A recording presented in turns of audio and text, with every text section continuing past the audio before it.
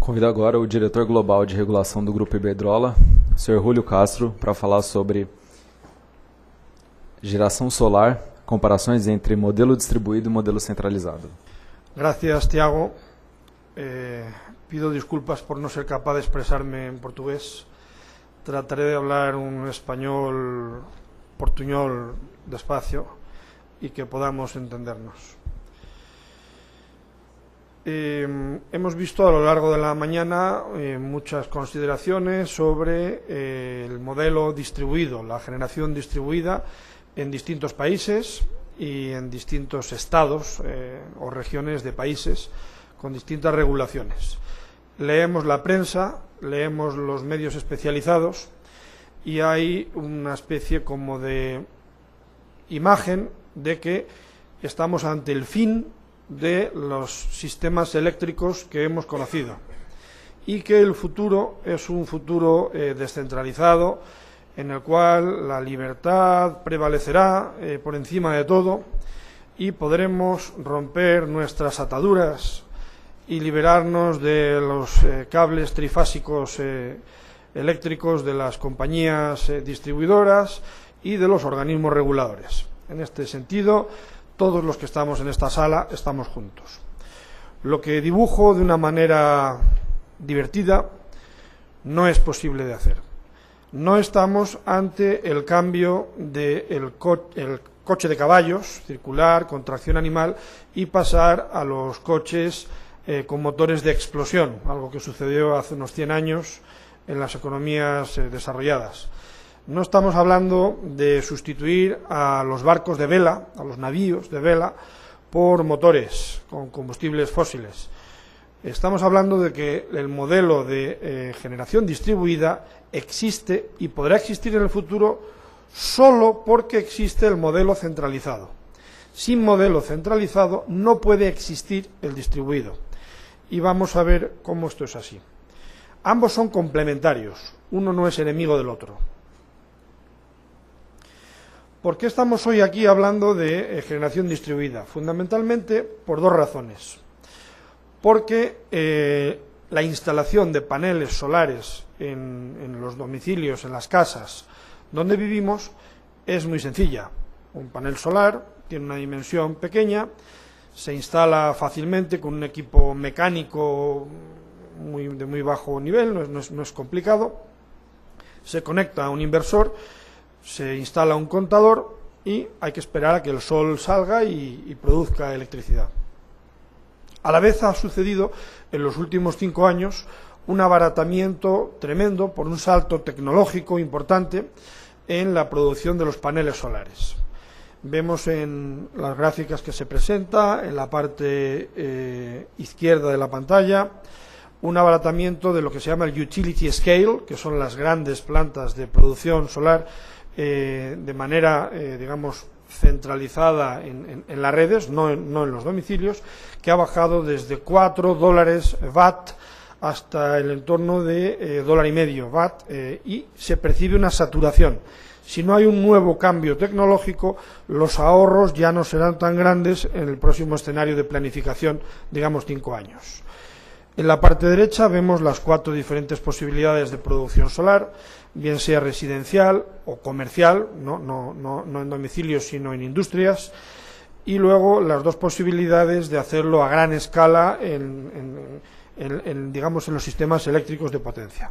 Se observa que, aunque hay una progresiva reducción de costes, hemos alcanzado un límite tecnológico en el cual la reducción ya no es tan grande, ya vamos poco a poco obteniendo reducciones. Pero estamos hablando de todo esto por la sencillez, lo fácil que es de hacer y los costes que se han reducido.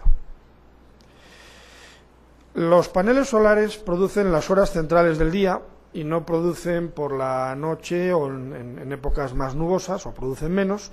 Entonces su instalación está muy asociada a la evolución del almacenamiento en baterías. El almacenamiento en baterías también ha visto reducidos sus costes de una manera importante, no tan dramática como en el caso solar, que ha sido muy relevante, pero también está alcanzando una saturación motivada por el hecho de que el almacenamiento está relacionado con unas reacciones químicas en unas ciertas instalaciones, unas baterías, y esas reacciones químicas no pueden mejorar sus rendimientos más allá de la energía que transmiten los distintos enlaces que cubren las reacciones químicas y en unos espacios razonables. Si estamos hablando de una batería del tamaño de esta sala, no sirve para los fines que estamos buscando. Tenemos que tener unas baterías que podamos instalar en nuestras casas. La saturación de este ahorro de costes nos está llevando a un entorno de los $200 kilowatt-hour. Esto significa que el ahorro potencial que se ha obtenido en los últimos años no es suficiente. Recientemente hemos visto anuncios públicos de la empresa Tesla, que es una empresa muy puntera, muy innovadora, en el que habla de colocar unos productos en el mercado que vienen a costar unos $350 kilovatio-hora. Es un ahorro importante respecto al pasado reciente, el futuro apunta a menos de 300, tal vez a 200, pero sigue siendo una tecnología muy cara que puede tener su utilidad para casos concretos de tener energía almacenada, pero que de ninguna manera supone la sustitución de los sistemas centralizados en favor de unos meramente descentralizados. Los costes son todavía muy altos. Sin embargo, como digo, pueden ser compatibles.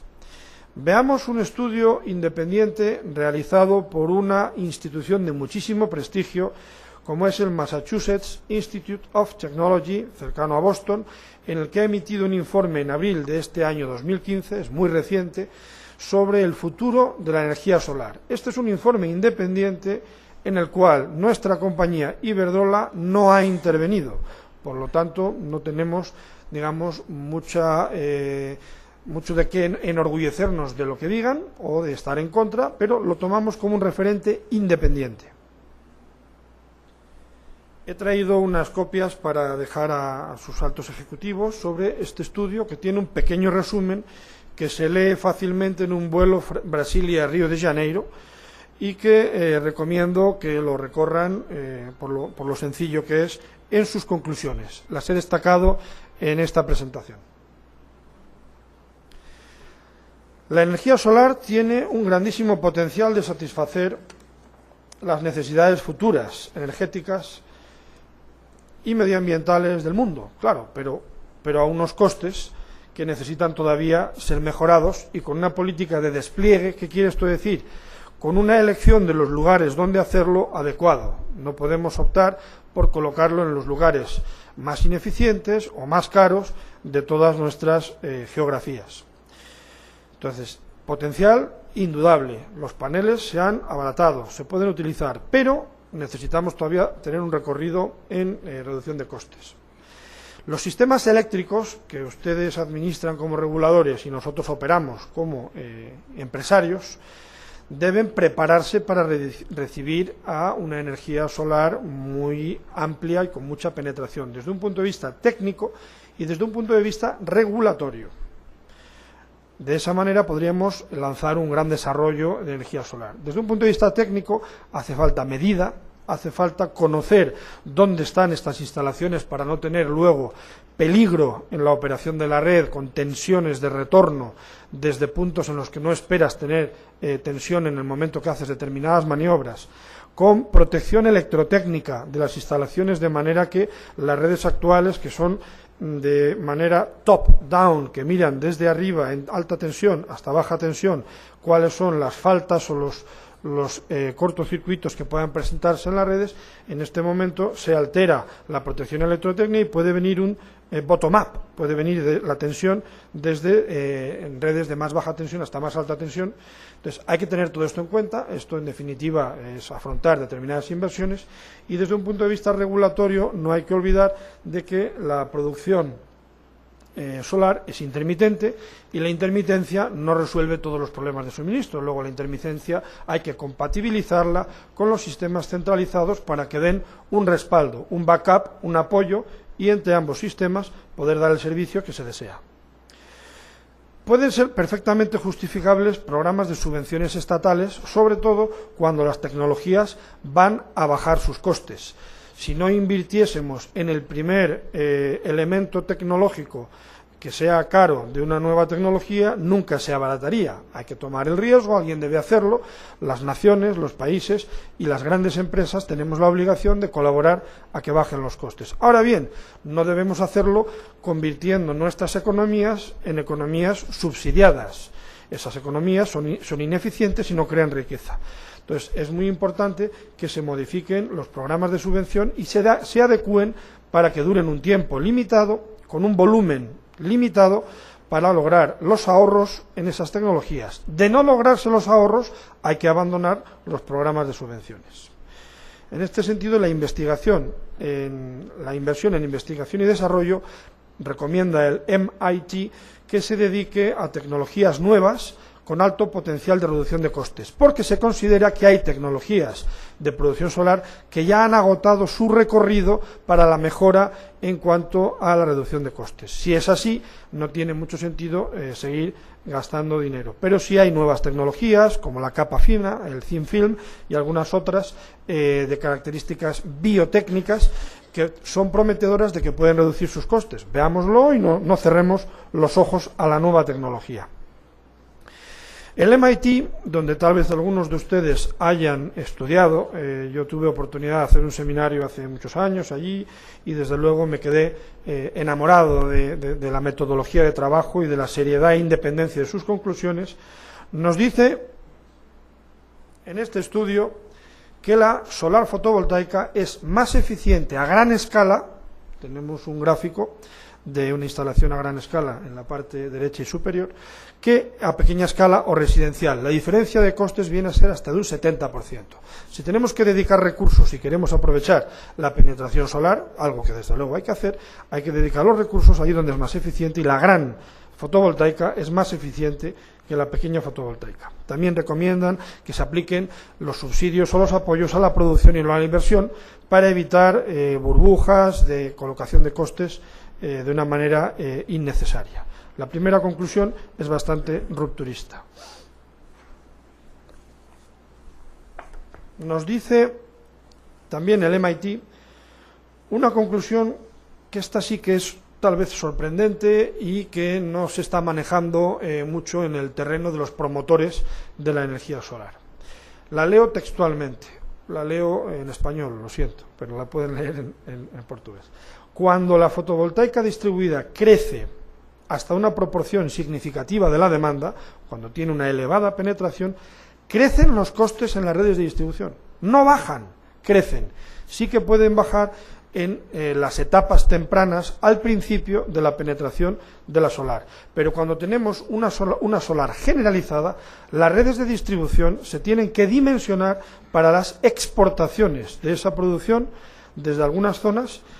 Para dirigirlo hacia otras zonas de las redes donde no hay paneles solares, hay que instalar medida, protección, hay que evitar los problemas de flicker, de oscilación de la onda de tensión, y entonces lo que nos encontramos es que el distribuidor tiene que invertir más de lo que invertiría si no tuviera esa elevada penetración. Incluso se puede dar el caso de que las pérdidas de manera local crezcan y no disminuyen, si bien es cierto que si la penetración es demográficamente homogénea, las pérdidas globales se reducirían, pero localmente pueden crecer entre áreas residenciales, donde hay exportación, y zonas de bloques de viviendas, donde hay poco suelo donde instalar paneles solares y hay consumo. En ese sentido, las pérdidas estarían creciendo. Esta es una conclusión soportada por la institución que estamos hablando.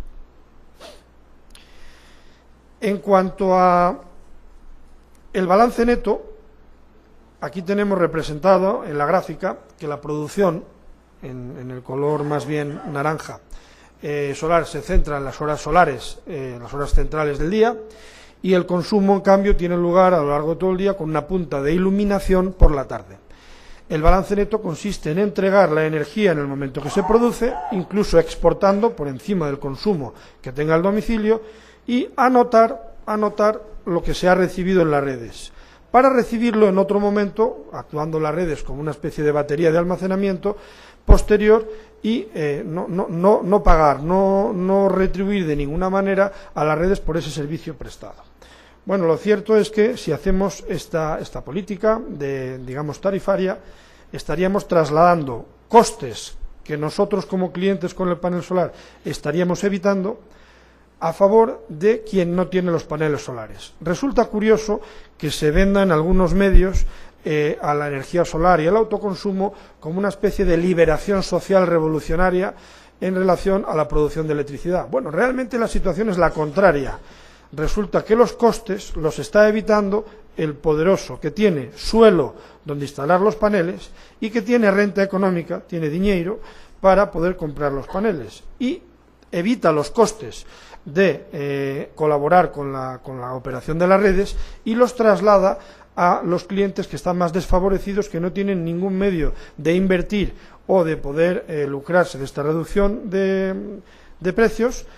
Y, en cambio, las redes, como son unos costes fijos y permanecen a lo largo de toda la vida de esa instalación de equipos, conservan sus costes y los costes elevan las tarifas. Las revisiones tarifarias, al tener menos contribuyentes, tendrán que elevarse y los clientes más pobres cada vez pagan más por el mismo servicio. Es como Robin Hood, pero al revés. No roba a los ricos para dárselo a los pobres, sino que el reparto es contrario a esa distribución. La Agencia Internacional de la Energía, la International Energy Agency, que no puede ser tildada de no ser independiente y de no ser pro-renovable, pro-tecnologías renovables, siempre ha sido muy defensora de la sostenibilidad medioambiental y de la seguridad de suministro. Las renovables tienen los dos atributos. Emite en su World Energy Outlook en el año 2013 unas recomendaciones en relación a el diseño tarifario. El diseño tarifario en el cual puede no haber componentes fijos en las tarifas, de tal manera que quien instala la producción solar elude el pago de las correspondientes tarifas y se produce lo que se llama un free riding effect, que es aquel que utiliza un equipo, unas redes, sin contribuir a sus costes. Este free riding lo vuelve a calificar como que puede ser injusto en el reparto de la renta social y que debe diseñarse por parte de los organismos reguladores una fair allocation of system costs. Hay que hacer una distribución adecuada de los sistemas de costes de tal manera que el recurso distribuido contribuya a pagar aquello que utiliza y no encarezca el servicio de quien no puede tener el acceso a esos medios. Es una recomendación que se puede obtener directamente de los documentos de la International Energy Agency en su página web, en su website. La Unión Europea recientemente, en el mes de julio, emitió lo que llaman el paquete de verano, el conjunto de documentación de este verano, para poder emitir recomendaciones a los Estados miembros. La Unión Europea no tiene poder ejecutivo en determinados ámbitos, pero sí tiene un poder de impartir recomendaciones a cada uno de los países miembros de la Unión, de tal manera que posteriormente los países incorporan en su regulación estas recomendaciones. El documento se llama New Deal for Customers, New Deal de Franklin Delano Roosevelt, con el cual se salió de la crisis del 29 y que han utilizado el mismo término de comunicación. Antes hablaba con su compañero de comunicación para decir que hoy día la práctica regulatoria está total y absolutamente vinculada a la práctica de comunicación. Si no somos claros en nuestras propuestas y si no vehiculamos ideas limpias y correctas, los ciudadanos no compran lo que nosotros estamos vendiendo. Entonces, el New Deal for Customers es un concepto, es una idea muy nueva, muy novedosa, muy creativa. La Unión Europea cree que el autoconsumo es una realidad, lo creemos todos, y es positivo en el futuro que sea compatible con el sistema centralizado. Sin embargo, no se debe promocionar un crecimiento desordenado o anárquico. Para ello, emiten estas recomendaciones que son como que es necesario garantizar que las tarifas recuperan los costes, como que es necesario que el balance neto, que es un método de subsidio, puede ser una manera de apoyar a la mejora tecnológica que antes citaba durante un periodo de tiempo limitado y con un volumen económico limitado. Hemos de huir de que sea una medida para toda la vida o de que sea un volumen económico infinito, de tal manera que nos cree un problema de sostenibilidad económica en el sector. Hemos visto como estados de los Estados Unidos de América ya han tomado la decisión de cambiar de un método de balance neto, una vez que hay una penetración adecuada de la renovable, de la solar, para migrar ahora a otros sistemas tarifarios. Y recomiendan que no haya sobrecompensaciones, que los pagos sean justos en relación a los costes y que las compensaciones tengan relación con los precios mayoristas centralizados en una competencia leal. Porque la realidad es que el aislamiento de las redes, el permanecer, digamos, cortando los cables, no es viable en general para los clientes. No es viable porque la red eléctrica proporciona más servicios que lo que es nada más la propia producción que entrega el panel solar en las horas centrales del día. El balance neto, de alguna manera, no está reflejando el valor de lo que está entregando la red centralizada de electricidad. La red entrega tensión, frecuencia, potencia de cortocircuito, en definitiva, el poder hacer frente a cargas muy grandes, como son los motores.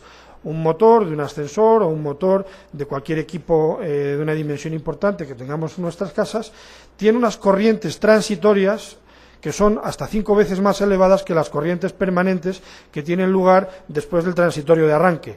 Una instalación aislada, basada nada más en una instalación solar y en una batería, no soporta las corrientes de arranque de un equipo tipo motor. Es necesario estar conectado a una red centralizada con una elevadísima potencia de cortocircuito para que la tensión no varíe con la entrada de estas cargas tan potentes. Entonces, la dimensión de las baterías a instalar técnicamente es viable, pero la dimensión es brutal. Tendríamos que instalar baterías que serían más grandes que nuestras propias casas. No tiene ningún sentido.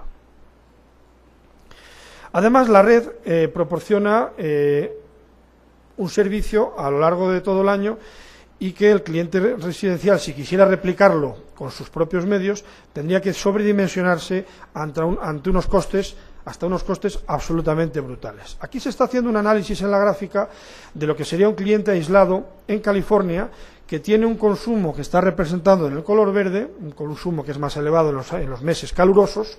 California es un estado caluroso que podría tener una meteorología con cierta semejanza a la del Brasil, y que consumen más en los periodos más veraniegos del año.